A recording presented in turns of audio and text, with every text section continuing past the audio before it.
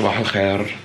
طبعا انا هاي كل فتره كنت بالعراق فما قدرت احمل اي فيديو او اسوي اي فيديو اصلا، يعني الحر قاتل درجه الحراره 50 فما اقدر اطلع بالنهار، واضاءه بالليل ماكو، يعني ماكو شي بالليل اصلا. فاليوم اخر يومي لي بالعراق، فراح اسوي هذا الفلوج يعني اشوفكم شكو ماكو بالطريق كله ولما نوصل اسطنبول ان شاء الله. ولا تنسون اذا ما تسوون اشتراك تسوي جو اشتراك، يعني ترى القناه جديده محتاجه دعم.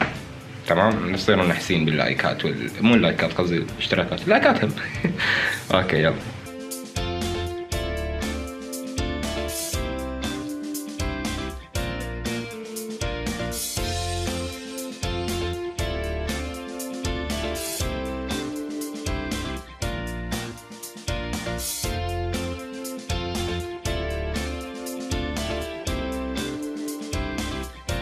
هاي هسه وصلنا بيت بغداد. طبعا شنو الحر ما احكي لكم، وشعري لا تديروا له بالك لون، يعني ما كهرباء بس اسود بشرتي. حتى انا مرايه ما اقدر ادور كهرباء ما خوش. بعد شوي راح نطلع على المطار حتى نرجع لاسطنبول. باي باي العراق.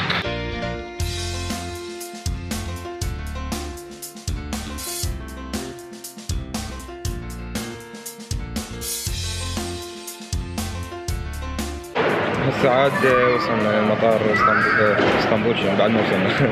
مطار بغداد ننتظر الطيارة وقاعدين ننتظر الكاونتر شوكت يفتح حتى نروح نسجل تشيك اوت ونصعد على اسطنبول. التصويرات جاية من الطيارة وراها اسطنبول. يلا ظلوا متابعين.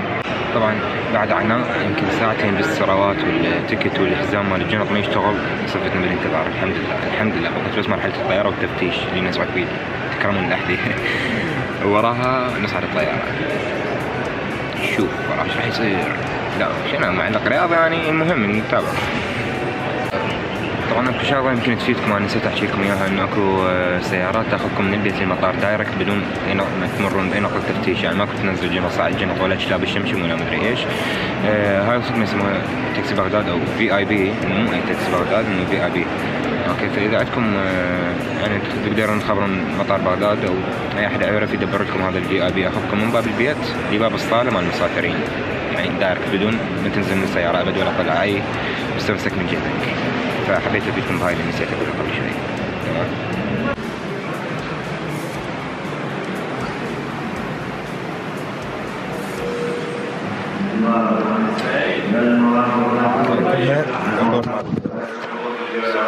بغداد ترى اسعار هنا خرافيه جدا، ما في لا ضريبه ولا تاكس ولا مدري ايش، فيجي على بغداد بالمطار يعني انصح نشتري منه. الديات رخيصه، الديات مو كل الاسعار بالنسبه للاصل يعني.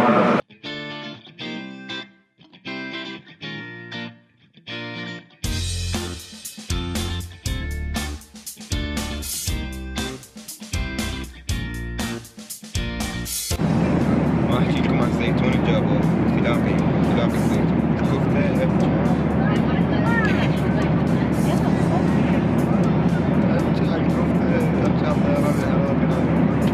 ما ادري الصوت ما راح يبين بس يعني اروى شفائي.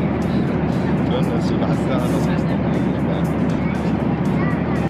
اخيرا وصلنا اسطنبول. هسه وصلنا اسطنبول طبعا الساعه 1:30 بالليل. بعد ما نوصل سنة الطيارة. تمام. هسه راح نروح على الجوازات. شك حق الجواز ما ادري وين جديات ما اعرف.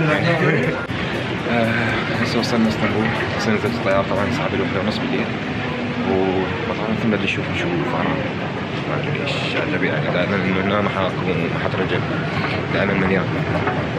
اوكي بس الحمد لله يعني ما في الزحام، راح تمشي امورنا بصراحه نرجع البيت لان صار يخني من التعب من التتمتت. اوكي خلينا نشوف بس اختم الجوازات وارجع. يلا صار لنا مشكله ويا واحد ويانا انحلت الحمد لله، بس انه عبرنا ووصلنا تركيا. صرنا في تركيا الحمد لله على سلامتكم وسلامتي وياكم. طبعا الصوت الحر هياته قدامي هسه، بس هم يخوف افوت لها والله وغاليه نار، بس كل شيء بيها تقولون كل شيء بيها احسن من العراق هواي طبعا اكيد، بس انه غاليه كلش غاليه كلش غاليه. اوكي شكرا اذا كنتوا الحمد لله وسلام ما ادري، وان شاء الله اشوفكم فيديو جديد لانه راح يخلص هذا الفيديو هنا بس كانت على الرحله وهاي، فاشوفكم قريب. باي باي.